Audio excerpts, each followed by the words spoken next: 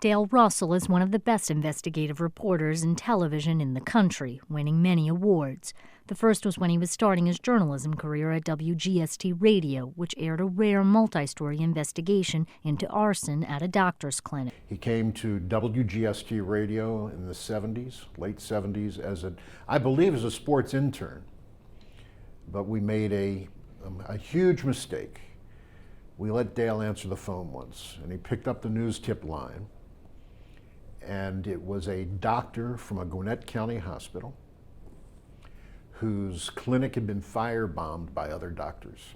We ended up in front of the grand jury in DeKalb County, and we did a multi-part series that Dale voiced for us with absolutely no audio tape, none, because nobody would talk to us on tape. Months and months later, it may have been a year later, Eric called me into the office and said, "You won the Edward R. Murrow Award." I said, "What does that mean?" And he said, "Dale, that and a quarter will get you a cup of coffee." One of the skills Dale has honed for his investigations is doing the one thing many reporters dread. It's phone calls, it's knocking on doors, it's going to people's homes, it's going to the courthouse, and now it's Googling.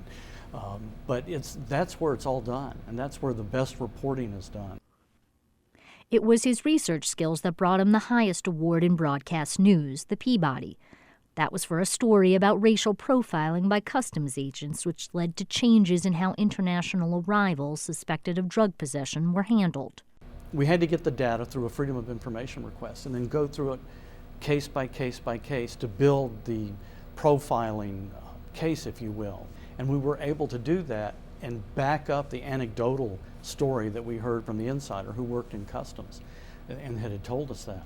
But nobody wanted to talk about it. So we actually got all of the interviews for that story at night, knocking on doors and showing up with cameras at people's homes that had talked to us and said, "No, we don't really want to talk." And then it becomes a matter of, I got to sit there and convince them that it's going to be worth their while to sit down with us and tell their story. And it led to a total revamping of how customs conducted searches nationwide. It's Dale's ability to have people talk to him that has helped him break stories. He puts people at ease. He gets them to say things that you would not imagine people would say. But you trust Dale. He's not going to go on air with anything that he can't support and he can't back up. He is the consummate professional, hardworking to the core. So I can only imagine him working 24/7 because that's who Dale is, a hard worker who gets the story and is determined to tell the truth. You've got to be able to invest in the people who contribute to your story. And you need to make them feel respected, listened to, and important. That's why I think Dale is so successful. Dale's ability to work sources is epitomized in the story he broke about Herman Cain's relationship with women during the 2012 Republican presidential campaign.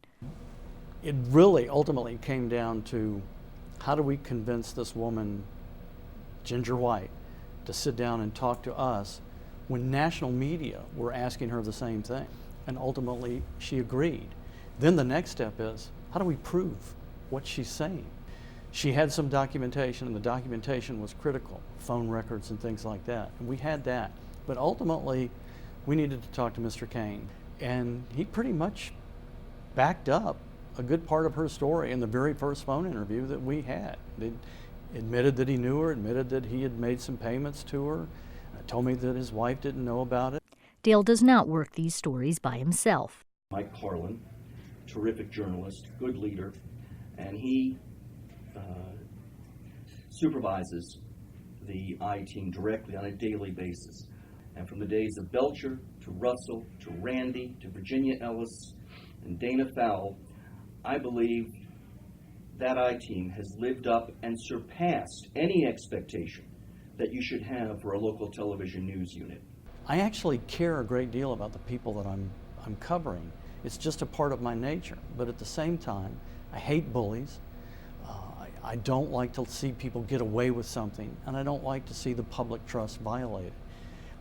And so I'm absolutely galvanized by that, and will follow that trail relentlessly. But if you dig and dig and dig, you can bring stories to the forefront that will make this a better community when you leave. Dale Russell, Atlanta Press Club Hall of Fame.